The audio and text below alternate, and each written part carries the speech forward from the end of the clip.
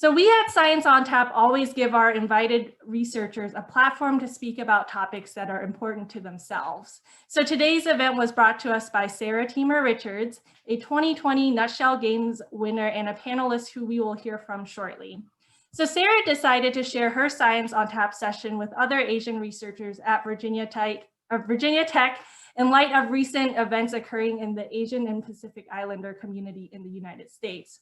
Today, Asian Pacific Islander Desi Americans, also referred to as APIDA, make up roughly 6% of the population in the US and more than 10% of the student and faculty populations at Virginia Tech.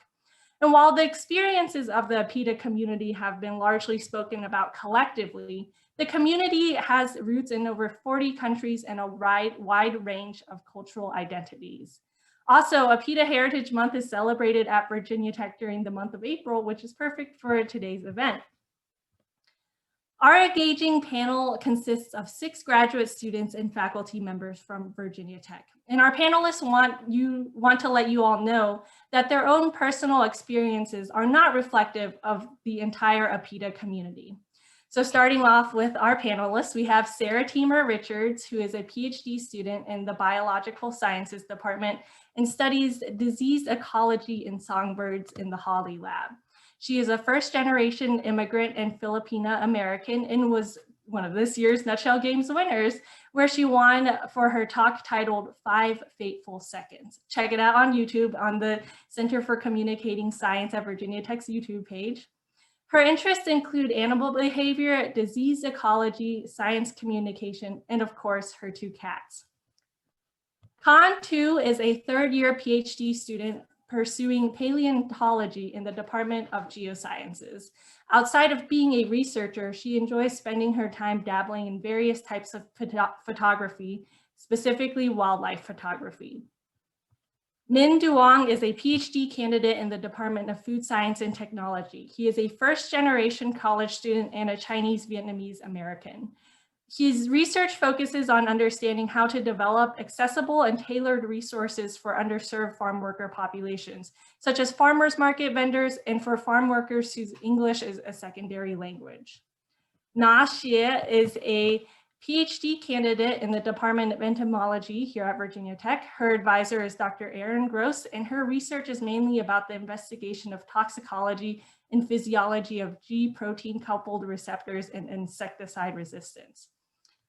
Dr. Jennifer Sano-Franchini is an associate professor of English and the director of professional and technical writing at Virginia Tech, where she is also a core faculty in the PhD program in rhetoric and writing. She is also a first-generation college student, neurodivergent, and a second-generation Korean, 4th-generation Japanese American born and raised in Hawaii. And lastly, Dr. Sweta Bania is an assistant professor of rhetoric, professional and technical writing in the Department of English here at Virginia Tech. Her research centers around transnational disaster response, non-Western and feminist rhetorics, as well as community engagement. She studies the emergence of transnational assemblages and networked communities during local disasters. Her scholarship is informed via a non-Western rhetoric tradition and practices that she acquired via her community in Nepal. So that's all of our panelists. Welcome to all of you and thank you all for joining us today. And to kick off our discussion, we are going to start with our first question. What is one thing that brings you joy in your work? Whoever, feel free to start, whoever wants to start. I can go first. Hi, so my name is Minh Duong, and I do work with underrepresented farm populations. And something that brings me joy in my research is really getting to interact and engage with these populations, these farmers on a very personal level, being really able to go out to the fields or even to their farms and getting to learn not even about what they do on the farm, but really who they are as people. And really just, for me, I'm in food science, so a big one is also sharing food, like really going out there, having lunch or dinner with them, or even just a snack has been something that brings me a lot of joy. To go off of that, I would also say that people are one of my favorite parts of the entire process, not just like I do love my colleagues, and they know that very well. But it comes down to all the people you meet at conferences, the people that you, like for instance, the undergrads that I mentor, or like, I don't know, just the entire graduate kind of community, especially at Virginia Tech, is fun to be in. Of course, it's been limited over COVID, but I think that, you know, in people, you can see growth, you can see resilience, you can see, you know, conclusions that your science may never tell you. And so that's my favorite part. Okay, I go next. So hi, I'm Na. Actually, I think this is a great question, because if you can't find something in your research or in a lab that could bring you joy, especially for a PhD student, it definitely would be difficult to make progress or move on. And for me, I think it's the desire to learn the knowledge and the techniques that I don't know or I can't grasp. So, and when I use this knowledge or techniques to initiate an experiment or collect good data and collect good data, I think that process is really joyful. And second, it can be a bonus. I mean, maybe my lab mates and my PI, they are wonderful people, and they can also bring me a lot of joy by sharing something interesting or that happened in their life. So I think, you know, having someone to talk to in the lab or in your work, it's really also a joyful thing. Yeah.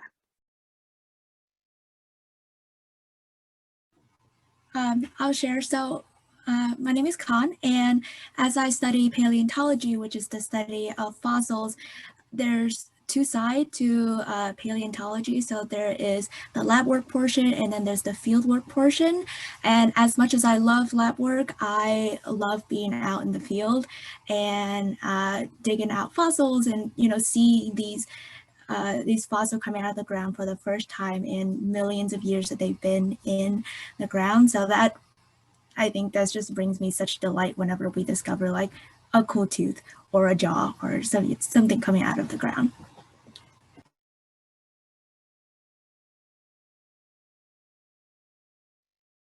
I can go next. Excuse me. So I think something that brings me joy in my own research is to be able to, like what Minh was saying, to be able to talk to people. I do a lot of research, collecting stories of people and how do they navigate disaster. And sometimes it's really stressful as well, because it's such a sensitive topic. And I think like sharing that with, sharing both tears and joy of being alive with people is something that I really enjoy. And I think the other thing I really like is writing about that experiences and disseminating it. And that's what I think I came here to do, to give back to my community. And I search various ways and methods and money to give back to community all the time by channeling the resources from the university to community. So that brings me a lot of joy.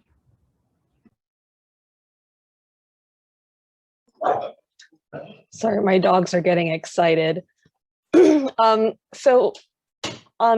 to Na, I really love that my job involves just like constantly learning new things and being able to follow my interests. And, you know, I think that that's a real kind of like privilege to be able to do that. Another thing that I really like about especially studying writing and rhetoric is I think it's so cool to be thinking about those processes by which we make meaning and we come to knowledge, and also the way that we connect with one another. And so I think that it's a very fun thing to be able to think about and try to make sense of. Awesome. Thank you everyone for sharing what brings you joy in your work. It seems like you all share many similarities, whether it's from working with people or the joy of discovering something new. So it's great to just share what keeps you going within academia. So now let's move into our first discussion topic. Could you all speak to the intersection of your identity and how that impacts your role in academia?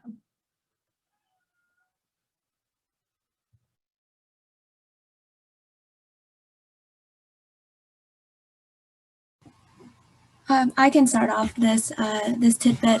So as an immigrant child, I came here to the States when I was 10, and I didn't have a lot of exposure to research when I was younger until like undergrad. I didn't really know what was, what research or what I could do with research as a whole. So I think my backgrounds serve as both perspective in how I treat other students, that undergrads that are under me, who are being taught by me, who might not have a really good idea of what research or science have to offer in terms of a career perspective. And so I'm very humbled by where I came from and how I grew up, and I use that a lot to try to connect with the students that I am interacting with, to make sure that they understand that there is a lot of job offer, or at least different route that they can take beyond what their societal and their cultural norm normally constrict them into.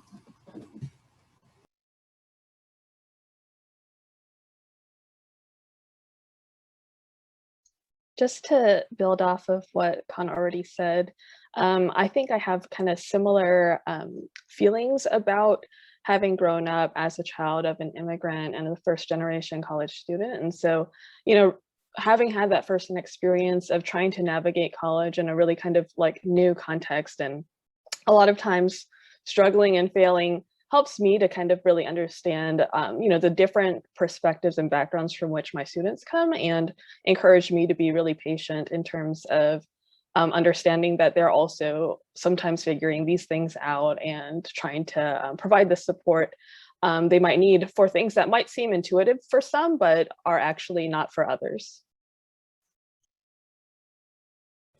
I think that's a really good point. So I'm also a daughter of immigrants. And so, for some things that might come naturally to people who aren't like children of immigrants, or who, is that like sometimes we have to work just a little bit harder, like one extra step. So for instance, my mom went to college in the Philippines. And so she had no idea what the college application process was like in the United States.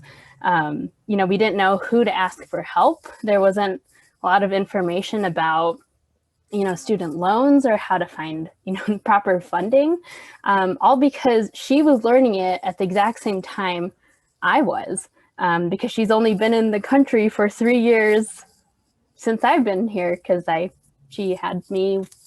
Yeah, I was three years before I was born. It was when she immigrated to the United States. And so it's kind of a privilege in a way to get to learn that together.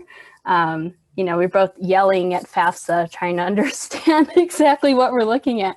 At the same time, the process can be kind of lonely of, who do you go to? Where do you even begin to get this information? And I guess that part of what makes me who I am, and, I feel like I identify with a lot of things. I am a scientist, and I'm also this and that, and I'm just me. But I think that my family has really shaped that idea of who I am, and also what I will be, and things like that. So for instance, growing up, my family would always go on trips to mostly the outdoors. And so they kind of knew that I'd be probably playing with worms or dirt, or, spending time outside. And it was great to have that support, but I can't say that that's the same for for everyone, because for instance, my mom came with everything to this country and for a better life. And so, a job and being marketable and being able to have money at the end was a huge component, because again, she didn't come here with very much. And so I think my experiences now are shaped through the lens of my parents and what they see opportunity as, because they came here to come get it.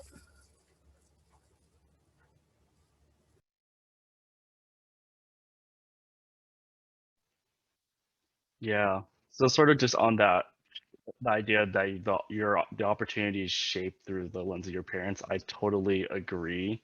As a first generation immigrant, so, of refugees to the United States, like the idea was the American dream, right? Come here, work hard so you can get that job. And I definitely think my parents pushed me in terms of thinking about what opportunities were available in that out there, not even just like in a specific field, but like really encouraging me to explore and think about what I want to do. Even starting in high school, it's like, hey, what do you want to do one day, right? That question that most of us wanted, that we get, it's like, what do you want to be when you grow up? And we most of us probably still don't know the answer to that, or we do.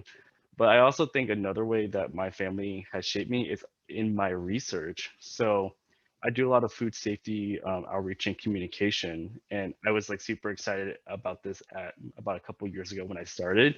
I was like trying to share these resources on like, oh, how do you properly wash your hands or use a food thermometer to my parents, and they're like, what is this? Like, we don't understand it, right? Like, it's not really accessible to us, not even just from a video or like handout standpoint.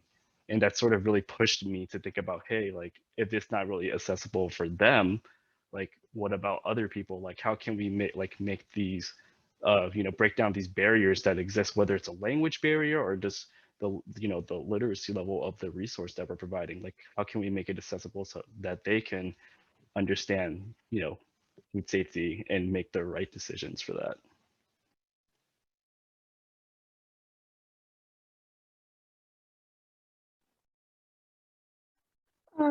Personally, I don't think there is a strong connection between the identity and doing research or science. But I do think that one's experience or background can have a significant impact on shaping the research. By saying experience or background, it could be anything that happens in your life. For me, I had a master's degree in pesticide science, so I chose to have a further education from China to here in Virginia Tech. It is because I was super interested in doing more about the mechanisms of pesticides, and I know that there's still lots more to work on for me. So I chose to study more. And the other factor that I think could shape the research, maybe it's your PI. I mean, because technically as a PhD student, the communication between the students and the PI is really necessary and important, especially when you are stuck in your experiment and cannot figure out what the problem is. It is the PI or your advisor that could help you with that. And I think that this process is more efficient and direct if you just talk to your PI or your advisor. And as for my family, I think they all support me as long as I'm doing something that I like. And in my family, the positive attitude towards doing anything is the most important thing. So yeah, as long as I like it and I enjoy it, they all support me.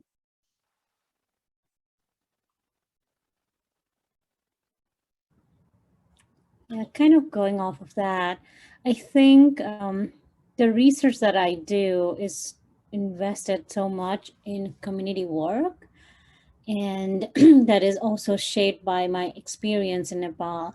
I am an immigrant's daughter, but my parents immigrated in the US way before I did. So I spent a lot of time alone in Nepal, having this separation with my family because I was already 21 when they decided to migrate, and children above 21 or at 21 cannot travel with their parents. And yeah, that happened to me. So that's how I kind of like bring a lot of my own experiences as a communication associate or officer or a journalist as well as a community organizer. So kind of like bringing that part of my work and identity is very important to me, to be able to teach, to be able to give kind of global perspective to the students in my class, and also I kind of like create my own space with like my identity helping me like seeing things through how I experience things differently here, or like how people like me experience things differently here. That's really important to me. Just to kind of add to the things that folks are saying, I guess for me, I think that my identity and the work that I do is inseparable. And so my background informs so much of the work that I do, not only in terms of how I interact with students, but how I go about some of the committee work that I do and how I assess the work of others, as well as my research, because I do research about Asian American rhetoric, or in other words, how people make meaning about Asian and Asian American people, as well as how Asians and Asian Americans create meaning for their own community, for our own communities. And so, like for me, I think that it's just, I can't even parse out like all of the different ways that my identity affects what I do.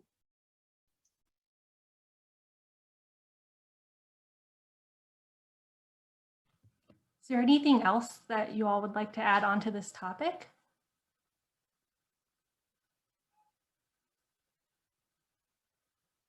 I think you all did a really wonderful job bringing in your family, what motivates you to do your research, selecting a PI that's supportive, the importance of mentorship and things like that. Now let's move on to our next topic then. What are some issues or challenges that you all have faced within academia?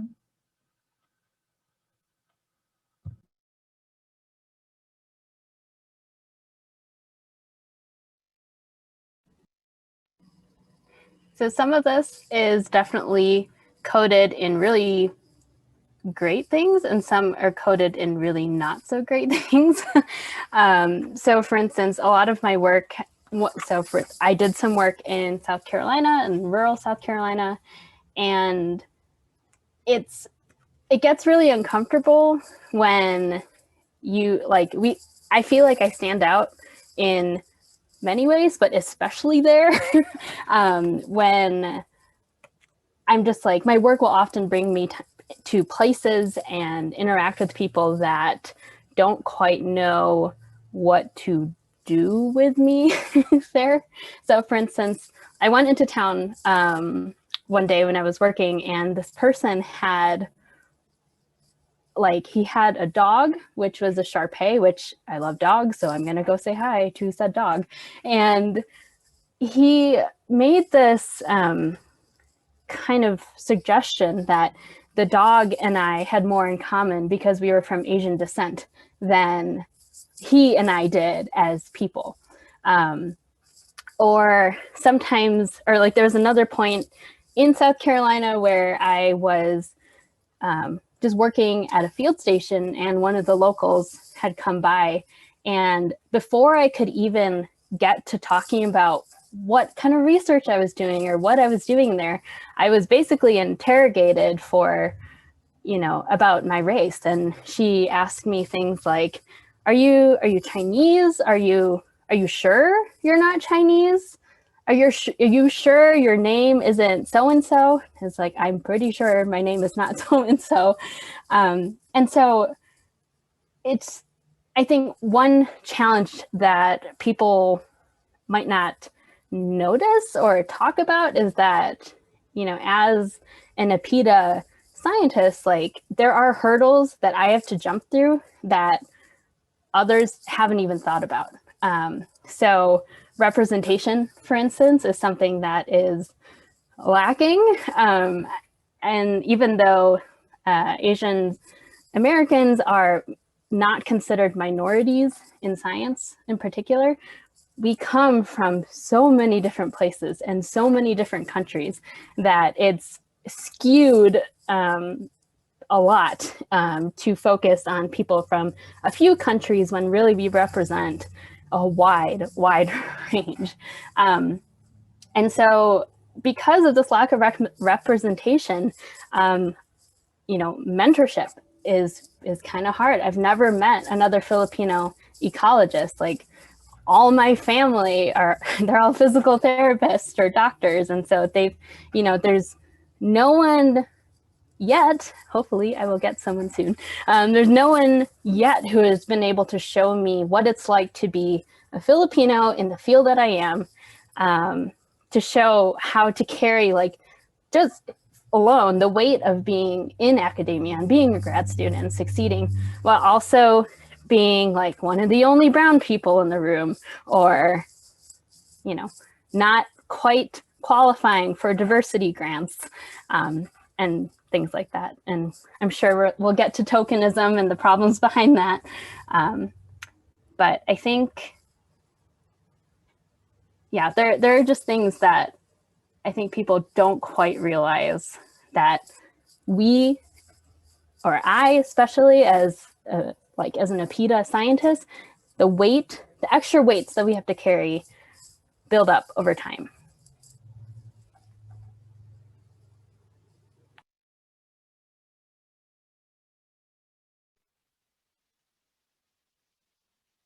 Yeah, and so just like to add on to what you just said, especially about the having to jump through hurdles. Just from personal experience as someone that works with you know, farmers and and those agricultural groups, one question that I always get is, what do you know about farming? Like are you qualified to talk about this subject to me? And as someone that, you know, is doing a dissertation and has worked in the field, it is a little discouraging to have to break that barrier down every time. So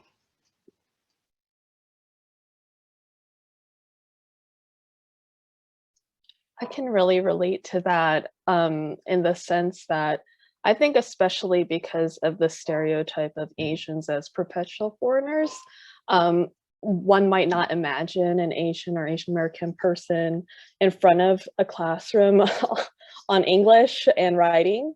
And so I've certainly had people, you know, comment to me that, oh, your English is so good, even though, you know, I was born in the US, and sometimes it's just really kind of like unknowingly, like I've had students say that to me. I think that also Sarah brings up so many great points about the various subtle ways that various kinds of stereotypes about Asian APIDA people affect our day-to-day lives. And so one of the things that I think about is, especially for APIDA women, is there is a tendency within our culture to infantilize APIDA women and kind of assume that we're not particularly critically aware or have so much to offer intellectually.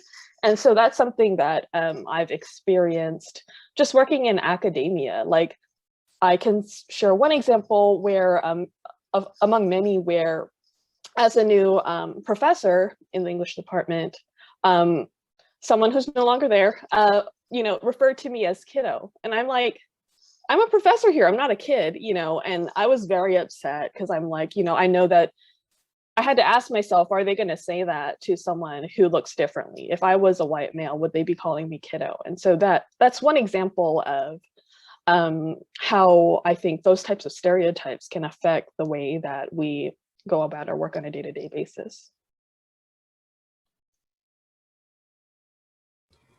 I think to add to that, just like a snippet to that, I think the microaggressions that we experience, they hurt, even if they're micro. And as we've seen on the news and throughout the country, which is not new, those microaggressions can turn into full-on aggression. And so talking about them is really important, and starting early, I think, before they turn bigger is huge. Yeah, I can relate to both, all of you actually. And starting my new job as a professor, I have not necessarily experienced that in the department because I have a group of faculty who support me, and Jen is one of them. But sometimes thinking me that I don't, some microaggressions, I don't know what is consent, and I don't know how I need to get consent with people and stuff like that, just assuming my my expertise as I don't have that, or assuming that I don't have a PhD and stuff like that is something that I have faced. And even during my PhD program, which was at Purdue University in Midwest, I was only international student, so they didn't know what to do with me. Basically, and I just felt so out of place in discussions and everything that's happening in the class, feeling like, oh, I don't belong here because I am the dumbest, or I am most dumb. And similar with teaching experiences. During my first few years at Purdue, while I was teaching as a graduate student, I used to get comments and feedback at the end of the semester saying, oh, she cannot teach English and she should not be given this job and stuff like that. And also friends who are in the programs oh, it's really good that your students can understand you because you don't have an accent or stuff like that. So, and I think for them, making such remarks, it's just trying to be friendly with us, but they don't know this, they don't know that that's perpetuating violence on us. And I don't know how to educate them. I don't know how to take that emotional labor and burden to shut everyone down.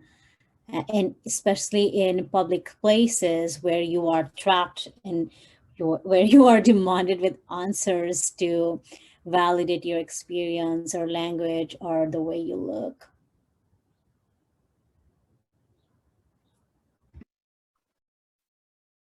Yeah, to go after that, I do think that language will make a difference, because for me, my overall my experience maybe is a little bit different than all of you, because I'm not an immigrant, and so there's definitely a language barrier here for me, because English is my second language. And I remembered the first time I came to the classroom of insect biology, it was a nightmare, because firstly, the professor was talking about insect orders, families. They are all in Latin.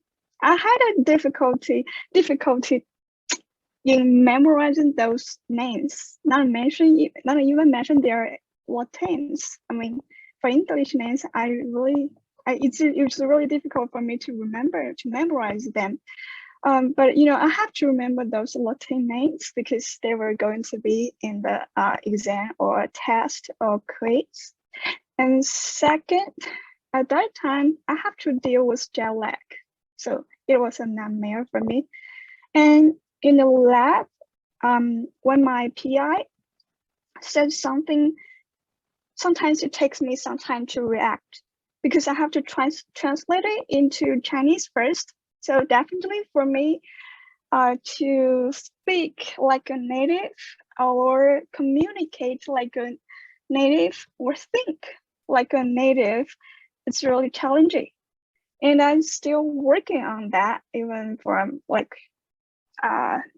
Sweden. I mentioned the accent or something else. I'm still working on that. But I do think that it's a really good thing to learn a new language, or especially a new culture or different culture.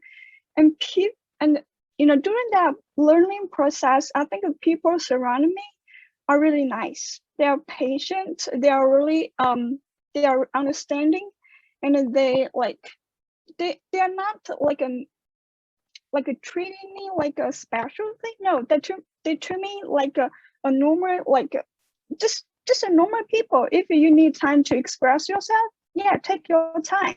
I will listen. So yeah, I think the people around me are really nice. And sometimes I teach my PI and lab mates some Chinese. So this process is really fun. Yeah, just to clarify, I am also a second language speaker. English is not also my first language. Just to clarify that. Yeah, and I can speak a little bit of Chinese too. It's interesting that I have been in the States for so long that I feel like English is my first language, but it's technically my second language. And so since I grew up in Oklahoma for a good majority of my time, I sometimes pick up phrases in relatively Southern Midwestern accent, and sometimes it comes out when I'm really excited and all of my filters are just kind of lowered, and I can see it in my students who are just completely taken like by surprise. All of a sudden, like this very strong accent came out, and they're like, "Wait, this is not the accent we were thinking you were going to have." And I was just like, I'm just very excited about the things that I'm talking about. So I kind of giggle at some of those situations, but there are some situations where it can get a little abrasive when they say something along the line of, wow, your English is so good. And I'm just here like, well, I've lived here more than half of my life, so I would hope my English is good. But I think overall it can get a little lonely sometimes not seeing other people struggling. I don't want people to struggle, just to clarify that, but seeing this particular kind of struggle and not having anyone to talk to can be slightly lonely being in academia. I really love my job. I love being here. I love my lab mates and my lab, but sometimes it just gets a little lonely. Some of those very specific aspect of the job. Yeah, anything else to add on top of that? Sarah, I saw you on mute. Go ahead. I was just going to say that language is so interesting because it's what connects us together. And I guess for me, I would say English is like my 0.5 language and Tagalog is my other 0.5 because I learned it at the same time. But in the environments I'm in, I'm mostly speak English. And so like I can hear my parents speak and understand it, but what comes out of my mouth is English, except to my grandma for some reason, only my grandma. And I think what would help me honestly work on that is if people around me encourage me to like, hey, teach me how to say something in Tagalog. Like knowing that I'm not going to be judged for speaking a different language or like even the slightest bit of like, that's different. Like knowing that that won't be there, that it's welcomed. I think that's a huge kind of first step in being, I don't know, included, that breaking down that kind of loneliness. Like, I think there was this, the lab that I work in knows this very well. I went on a rant because I couldn't find the good Filipino mangoes anywhere within town. Like it was like 40 minutes away. And I think like giving me the space to complain about that again and again and again was hopefully amusing. But at the same time, you know, it was great to know that I had a place to share those frustrations that other people may not have noticed. And so I guess to get at the loneliness aspect, it's like, it needs to be a little more, like the welcomeness needs to be a little more forward. The advocacy for Asian Americans and things, it needs to be obvious that we are welcome, that we are free to be who we are, both at work and what I do, and also where I am, and just kind of, you know, you think of like a nested kind of idea, like, you know, I have to feel welcome in my immediate area and then wider and wider and wider to be able to be one, happy, but also to be productive. So, you know, if I'm constantly worried about fitting in, how is that? Think about just how much that's going to take away from my work or from, you know, yeah, being good at what I do, kind of thing. Those are such great points. And just to kind of build on, like, I really appreciated how you highlighted just like how complex language is and how we might affiliate with different languages, because even though, you know, like I said, I was born in the US, I speak English fluently. I also grew up in like a predominantly kind of like immigrant community where the predominant language was Hawaii Creole English. So we call it Pidgin in Hawaii. And so that was what I was around. And it definitely took time for me to kind of like get used to the kind of language that's used within like academic settings. And I think that's pretty common for a lot of people, because a lot of people don't speak like academics, but you know, there's different levels of difference, I think, especially when you're thinking, speaking like a different language, for example, that it's interesting to think about like those nuances.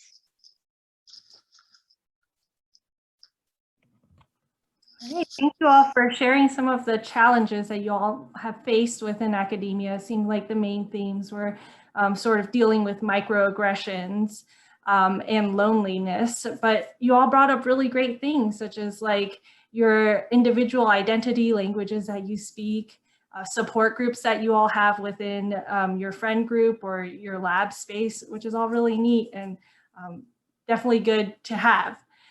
So now we'll move into our final discussion point. But before I start on that, if you have any questions for our panelists, please feel free to send them directly to Mika, and we will ask them near the end of our session. So our last discussion point then is, what suggestions or recommendations do you all have in regards to improving Asian Pacific Islander Desi experiences in science or in research?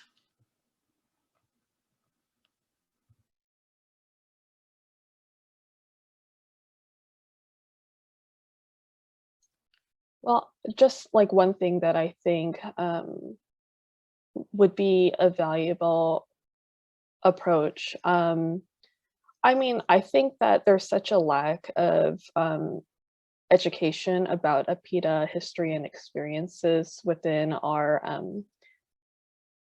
you know, just like growing up within the US, our educational system, that's one place where I think that people could do more to educate themselves about our histories and where we come from and our various experiences, especially within the US, but not limited to that, of course. And I think that that would go a long way to helping folks understand the ways that our various kinds of areas of study should take into account these types of questions about how different ways of meaning based on people from different backgrounds and experiences might inform the way that we think about what we do. And so one example that I think about, at least in my own kind of field of writing studies, is, you know, for traditionally, I guess, there's been an emphasis within rhetorical theory, for example, on Greco-Roman rhetoric and understanding rhetoric in terms of Euro-Western kinds of frameworks. And, you know, over time, of course, various scholars have contributed to helping us to rethink that centering of Euro-Western kind of epistemologies. And so even despite that, like, there's still not enough, I think, reframing that happens within various spheres, whether it's within graduate courses or undergraduate courses or research and writing. And I think that those are things that we all have to like actively continue to work on, not just for our own identities, but also for others that we might need to learn more about.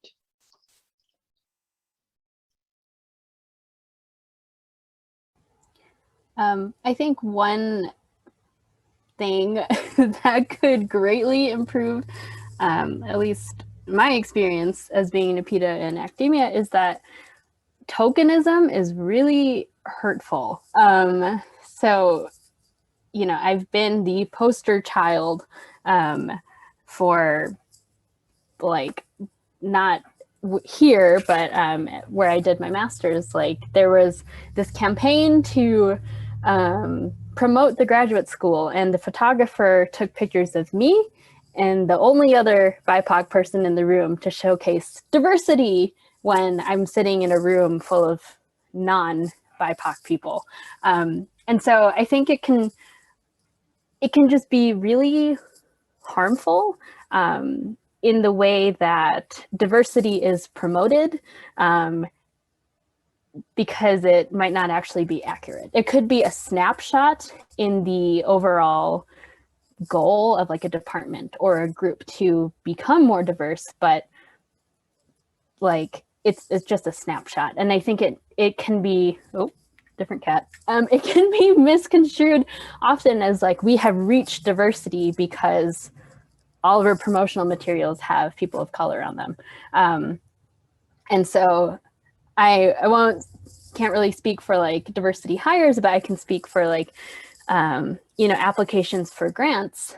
So for instance, if I got a grant, is it because you asked me who I was and I said I'm Filipino? Is that why I got it? Or is it because you think my research is really important? I don't know.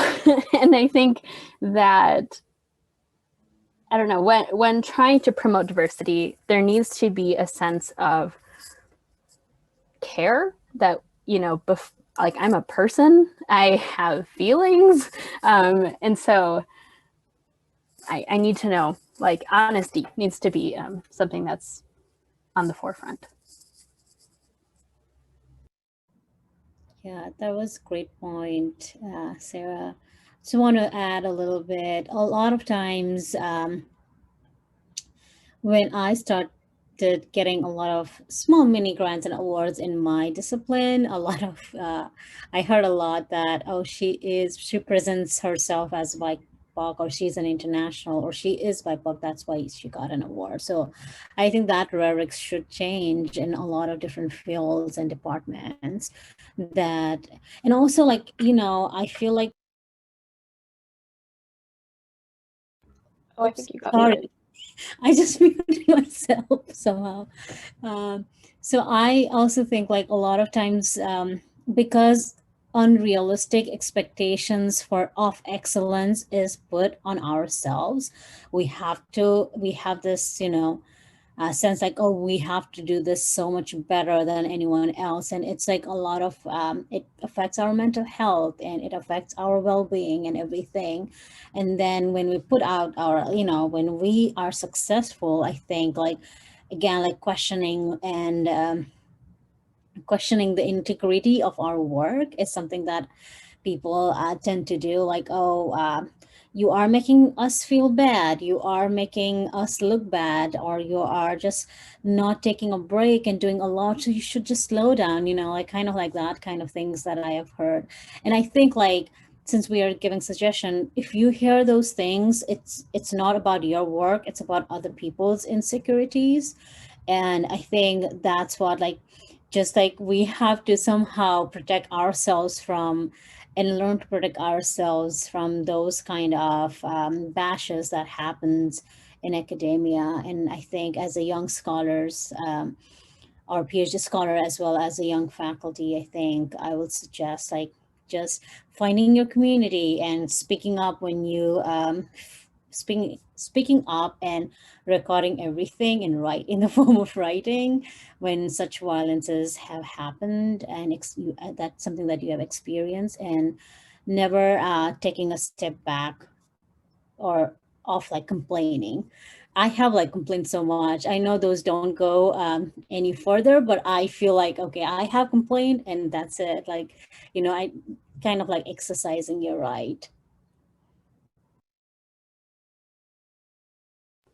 I think that brings up just another really important point of what it means to be an active bystander. I'm sure we've all seen the terrible video of this woman who was beaten outside of, I think, a hotel or apartment lobby. And instead of helping her, the security guards let the doors close and didn't help her until after the altercation. Of course, there are, be safe. Don't let it escalate into you getting hurt in the process. But there are ways to stand up for your fellow PIDAs and just people in general by being active about taking down those microaggressions like we talked before, of, you know, not having a no tolerance for those kinds of things where you can control it. And I think, I forgot what I was going to say, but, you know, I think being an active bystander, actively taking down prejudices and calling them out is really important, including in ourselves, right? And, you know, I think the more that happens, the more welcoming of a place it'll actually be. Because you can say that you are welcoming, but if you don't show that you are welcoming, then it doesn't really mean anything.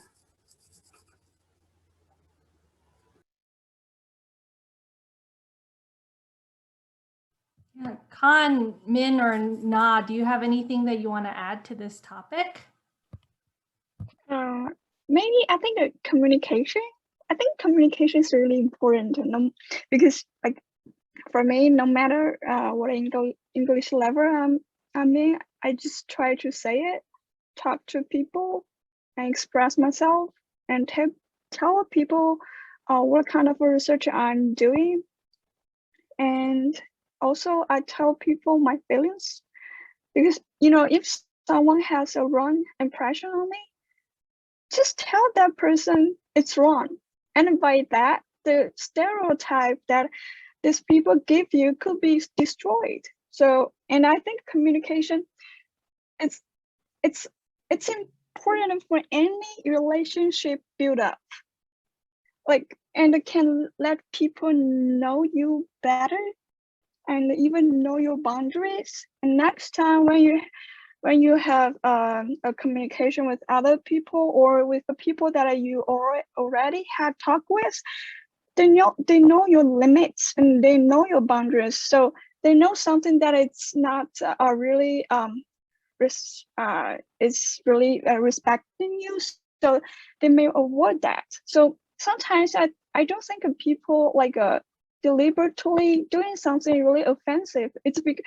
I think it's because they don't know your boundaries. So just say it and you let them know your boundaries. So I think even for academia, just tell people what you are doing for science and what you don't want to talk about as a stereotype in academia. So just tell them, okay, I don't like you see me a really hard worker in academia. I want you to see me like a smarter person or something like that. Or yeah, just communicate it with people.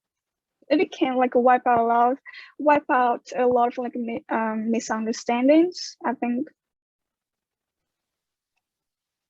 Yeah, so sort of on the note, and something I think we've all talked about today is having safe and brave spaces for us to really express ourselves. Sometimes I think, at least for me, I put up some walls or barriers just to feel more like I am, you know, a part of the group, right? But sometimes it's being able to tear those down and really express myself and my frustrations as an APIDA, you know, community member is super valuable. So being able to have spaces where I can feel like I'm being heard and, you know, actions being taken versus, oh, like, yeah, I saw that and I understand where you're coming from, but there's no follow up is something that I've like has been sort of like hurtful. So just being really oriented in terms of thinking about, yes, like let's talk about it, but what's the next step? I really agree with everybody talking about safe space and just having a supportive group to talk to. My lab has been wonderful at this, and I am really thankful that they're here and allowed me to, like, you know, chat about things that I normally not able to chat about. And, you know, just sometimes I experience some of these small bits and I don't really realize that it's harmful because I've experienced it for so long that I'm just sort of used to it. And then other people come in and tells me, hey, that was really hurtful. Like, are you okay? And I'm like, oh, you're right. That was kind of hurtful. I thought it was just me being oversensitive. So I think finding people that are able to support you and understand that, you know, some of these things are detrimental to your health is really important, and having active bystanders are so important in pretty much, you know, every relationship that you have, for sure. Thank you all for sharing on that. We are a little short on time, and we do have one great question that we want to ask, but you all mentioned like having a support group, checking in on your friends for people who want to be allies. We did get a question on how can people become more active allies, and I think you gave some pretty good suggestions there as it just check in with us. We did have one really great audience question, and we're going to ask that now in these last couple of minutes, but are there any informative resources such as books or anything else that highlight APIDA experiences or aid with diversifying science curriculum or other just higher education curriculums? So if you have any good resources that you don't mind sharing, feel free to shout them out.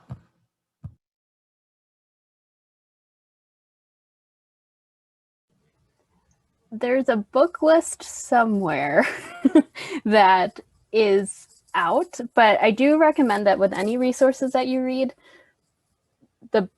make sure that if you're looking for diversity, look for diverse resources as well, because the stories and books that you read might only represent a small portion of the entire Asian experience.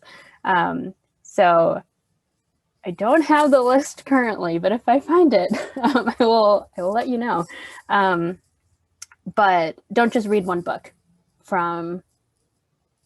about the East Asian American experience. Read one about Southeast Asian American experiences as well, because then you can get a bigger idea of what it's really like.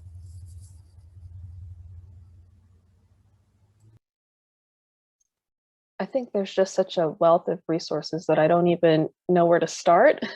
You know, I mean, yeah, I guess it would depend on the context, but just immediate things that come to mind is the organization Asian Americans Advancing Justice. PBS has a really great documentary series about Asian American history that I don't know if it's still free online, but it was before. There are many kinds of books of literature that I think are really great. I think of, for example, what's her name? Pachinko, I can't remember the name of the author, as well as Minor Feelings by Kathy Park Hong, which I absolutely love. I really like Rolling the R's by R. Zamora Lindmark and Ocean Vuong's poetry. So yeah, it's really hard to think about like what would be like the thing, but I think there's just a lot out there. So if you take a look, I'm sure you'll find a lot.